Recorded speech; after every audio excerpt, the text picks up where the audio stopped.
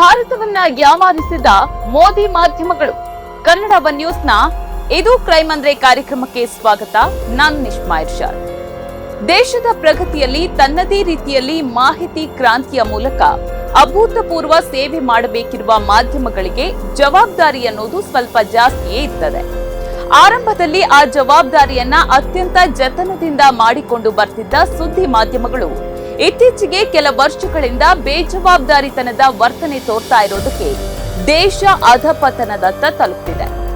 ಆ ಜವಾಬ್ದಾರಿಯನ್ನ ಮಾಧ್ಯಮಗಳಿಗೆ ನೆನಪಿಸಿಕೊಡಬೇಕಾಗಿ ಬಂದಿದ್ದು ನಿಜಕ್ಕೂ ಭಾರತೀಯರ ದುರ್ದೈವವೇ ಸರಿ. ಅದರಲ್ಲೂ ಕೆಲ ಮಾಧ್ಯಮಗಳಿವೆ, ಅವು ಬಿಜೆಪಿ, ಆರ್ಎಸ್ಎಸ್ ಮತ್ತು ನರೇಂದ್ರ ಮೋದಿಯವರ ಮುಖವಾಣಿಯಾಗೇ ಕೆಲಸ ಮಾಡ್ತಿವೆ. ಅವರಿಗೆ ತಮ್ಮ ಕರ್ತವ್ಯದ ಬಗ್ಗೆ ಆಗ್ಲಿ, ಸಾಮಾಜಿಕ ನ್ಯಾಯ ಪ್ರಜ್ಞೆಯ ಬಗ್ಗೆ ಆಗ್ಲಿ ಕಿಂಚತ್ತೂ ಗೊತ್ತಿಲ್ಲ. ಮೋದಿಗೆ ಮನ ಬಂದಂತೆ ಹೊಗಳಿ ಹೊಗಳಿ ಅಟ್ಟಕ್ಕೇರಿಸಬೇಕು ಅಷ್ಟೇ. ಒಬ್ಬ ವ್ಯಕ್ತಿಯಿಂದ ಈ ದೇಶ ಎಕ್ಕುಟ್ಟೋದ್ರೂ ಅವರಿಗೆ ಚಿಂತೆ ಇಲ್ಲ. ಮಾನ್ಯ ಪ್ರಧಾನಮಂತ್ರಿಯಾದ ಮೋದಿ ಅವರು ದೇಶದ ಚುಕ್ಕಾಣಿ ಹಿಡಿದ ದಿನದಿಂದ ಅಭಿವ್ಯಕ್ತಿ ಸ್ವಾತಂತ್ರ್ಯವನ್ನ, ವಾಕ್ ಸ್ವಾತಂತ್ರ್ಯವನ್ನ ದಮನಿಸುವ ಪ್ರಯತ್ನ ಮಾಡ್ತಿದ್ದಾರೆ. ಹಿಟ್ಲರ್ನನ್ನೂ ಮೀರಿಸುವಂತೆ ಒಂದ್ ಹೆಜ್ಜೆ ಮುಂದೆ ಹೋಗಿ ಅಘೋಷಿತ ಸರ್ವಾಧಿಕಾರಿಯಾಗಿ ಮೆರೀತಿದ್ದಾರೆ. ಅವರಿಗೆ ಹೇಳೋರಿಲ್ಲ, ಕೇಳೋರಿಲ್ಲ ಅಂತ ಈ ನೆಲದ ಸಾಕ್ಷಿ ಪ್ರಜ್ಞೆಗಳಾದ ಬುದ್ಧಿಜೀವಿಗಳು, ಪ್ರಗತಿಪರರು ನಿರಂತರವಾಗಿ ಮೋದಿಯವರ ಮೇಲೆ ಆರೋಪ ಮಾಡ್ತಾ ಈ ದೇಶದ ಶೋಷಿತರ ಪರವಾಗಿ ತಮಗಿರುವ ಕಾಳಜಿಯನ್ನ ವ್ಯಕ್ತಪಡಿಸುತ್ತಿದ್ದಾರೆ.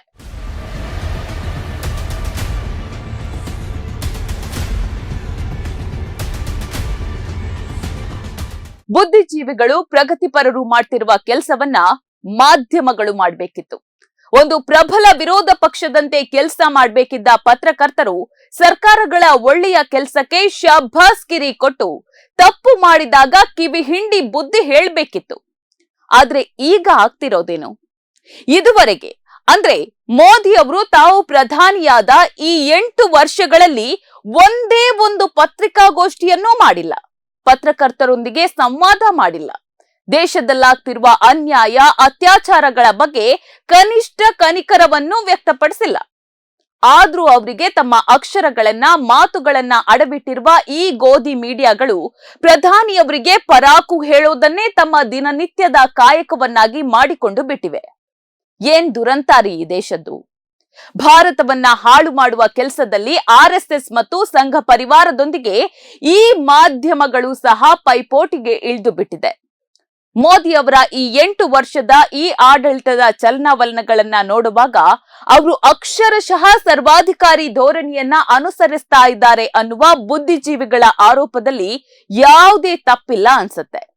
ಯಾಕಂದ್ರೆ ಮೋದಿ ಎಮ್ಮೆ ಚರ್ಮದವರಾಗಿ ವರ್ತಿಸ್ತಾ ಇರೋದು ಒಂದರ್ಥದಲ್ಲಿ ನಿಜವೇ ಆಗಿದೆ. ಯಾಕಂದ್ರೆ ಈ ದೇಶದಲ್ಲಿ ಮೋದಿ ಅವರು ಮಾಡಿದ ಕಾನೂನೇ ಅಂತಿಮ ಸತ್ಯ ಎನ್ನುವಂತೆ ಹೇಳುವ ಮೂಲಕ ಪ್ರಜಾಪ್ರಭುತ್ವಕ್ಕೆ ಕೊಳ್ಳಿ ಇಡುವ ಕೆಲಸವನ್ನ ಮಾನಗೆಟ್ಟ ಮಾಧ್ಯಮಗಳು ಮಾಡ್ತಿವೆ. ಯಾಕಂದ್ರೆ ಇಲ್ಲಿಯವರೆಗೆ ಮೋದಿ ಅವರಿಂದ ಹಲವು ಜೀವ ವಿರೋಧಿ ಕಾನೂನು ಕಾಯ್ದೆಗಳು ಜಾರಿಗೊಂಡಿವೆ. ಅವರನ್ನ ವಿರೋಧಿಸಿ ಪ್ರತಿಭಟಿಸ್ತಾ ಇದ್ದ ಹೋರಾಟಗಾರರಿಗೆ ಬೆಂಬಲಿಸಬೇಕಿದ್ದ ಮಾಧ್ಯಮಗಳು ತಮ್ಮ ಪತ್ರಿಕಾ ಧರ್ಮವನ್ನ ಅಡವಿಟ್ಟು ಅದೇ ಹೋರಾಟಗಾರನನ್ನ ದೇಶದ್ರೋಹಿಗಳಂತೆ ಬಿಂಬಿಸಿ ಮೋದಿ ಅವರ ಅಮೇಧ್ಯವನ್ನ ಗಂಟಲಿಗೂ ತಾಗದಂತೆ ನುಂಗಿ ತಾವೆಷ್ಟು ನಿಷ್ಠರಾಗಿದ್ದೇವೆ ಅನ್ನೋದನ್ನ ಸಾಬೀತುಪಡಿಸಿದ್ರು. ಉದಾಹರಣೆಗೆ, ಈ ದೇಶದಲ್ಲಿ ಸಂವಿಧಾನದ ಆಶಯಗಳನ್ನ ಗಾಳಿಗೆ ತೂರಿ ಎನ್ಪಿಆರ್, ಎನ್ಆರ್ಸಿ ಮತ್ತು ಸಿಎಇ ಅಂತಹ ಮಾರಕ ಕಾಯ್ದೆಗಳು ಮತ್ತು ರೈತ ವಿರೋಧಿ ಕೃಷಿ ತಿದ್ದುಪಡಿ ಕಾಯ್ದೆಗಳು ಚಲಾವಣೆಗೆ ಬಂದವು. ಇವನ್ನ ವಿರೋಧಿಸಿ ಇಡೀ ಜಗತ್ತೇ ಬೆಚ್ಚಿ ಬೆರಗಾಗುವಂತಹ ಉನ್ನತ ಮಟ್ಟದ ಪ್ರತಿಭಟನೆಗಳು ನಡೆದವು.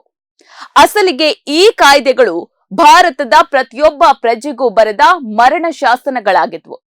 ಆದ್ರೆ ಇವನ್ನ ವಿರೋಧಿಸಿ ಪ್ರತಿಭಟಿಸುತ್ತಿದ್ದ ಹೋರಾಟಗಾರರಿಗೆ ಬೆಂಬಲಿಸಬೇಕಿದ್ದ ಅಥವಾ ಇದನ್ನ ಇದ್ದದ್ದನ್ನ ಇದ್ದ ಹಂಗೆ ತೋರಿಸಬೇಕಿದ್ದ ಮಾಧ್ಯಮಗಳು ಆ ಹೋರಾಟಗಾರರನ್ನೇ ದೇಶದ್ರೋಹಿಗಳಂತೆ ಬಿಂಬಿಸುವ ಪ್ರಯತ್ನವನ್ನ ಮಾಡಿದ್ವು.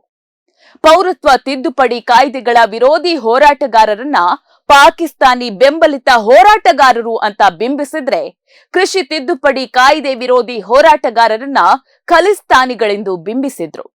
ಈ ಮೂಲಕ ಮೋದಿಯವರ ಮಾರಕ ಕಾಯ್ದೆಗಳನ್ನ ಜಾರಿಗೊಳಿಸೋದಕ್ಕಾಗಿ ಬಿಜೆಪಿಗಿಂತ ಮಾಧ್ಯಮಗಳೇ ಹೆಚ್ಚು ಶ್ರಮ ವಹಿಸಿದ್ವು.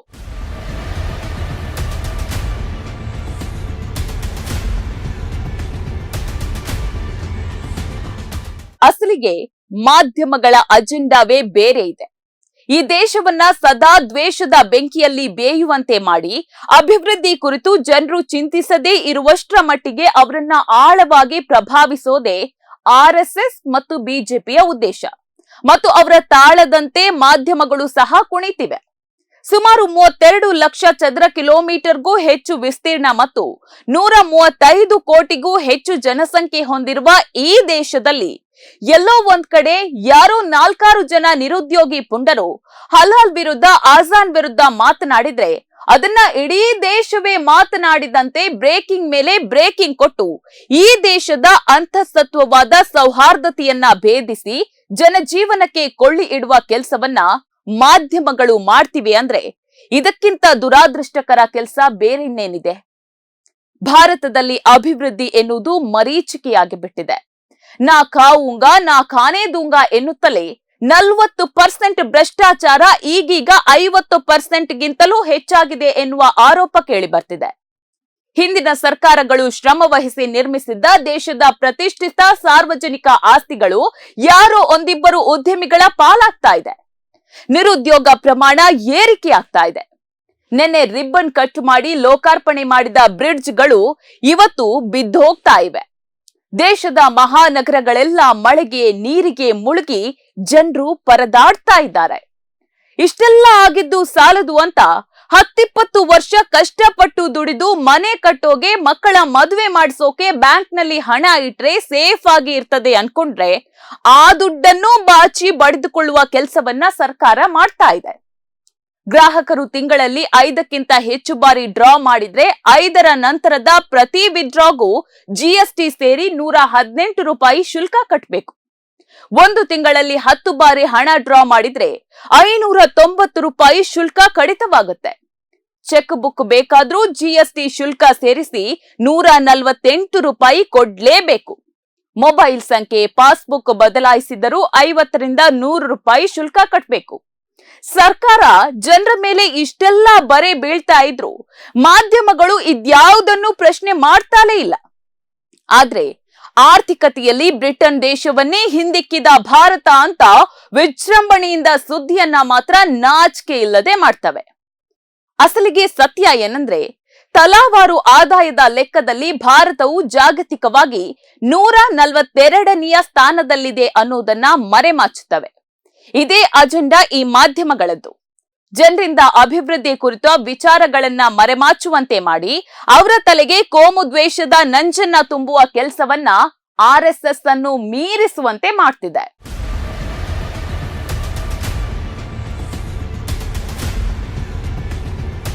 ನಿಜಕ್ಕೂ ಈ ಮಾರಿಕೊಂಡ ಮಾಧ್ಯಮಗಳು ದೇಶವನ್ನ ಏನ್ ಮಾಡಬೇಕು ಅಂದುಕೊಂಡಿದ್ದಾವೋ ಗೊತ್ತಿಲ್ಲ. ಜವಾಬ್ದಾರಿಯುತ ಸ್ಥಾನದಲ್ಲಿದ್ದು ದೇಶವನ್ನ ತಪ್ಪು ದಾರಿಗೆ ಹೋಗದಂತೆ ನೋಡಿಕೊಳ್ಬೇಕಿದ್ದ ಇವರುಗಳೇ ದೇಶದ ಜನತೆಯ ಮೆದುಳಿಗೆ ವಿಷ ಉಣಿಸಿದ್ರೆ ಹೇಗೆ? ಸಾಕು. ಈಗಾಗಲೇ ಈ 8 ವರ್ಷದಲ್ಲಿ ದೇಶ ಅಭಿವೃದ್ಧಿಯ ಪಥದಿಂದ ಸಾಕಷ್ಟು ಹಿಂದಕ್ಕೆ ಬಂದುಬಿಟ್ಟಿದೆ. ಅಚ್ಚಿ ದಿನ ಬರುತ್ತೆ ಅಂದವರು ಕೊಚ್ಚೆ ದಿನಗಳನ್ನ ತೋರಿಸಿ ನರಕದಲ್ಲಿ ಬೆಂದು ಹೋಗುವಂತೆ ಮಾಡಿ ಹಾಕಿದ್ದಾರೆ.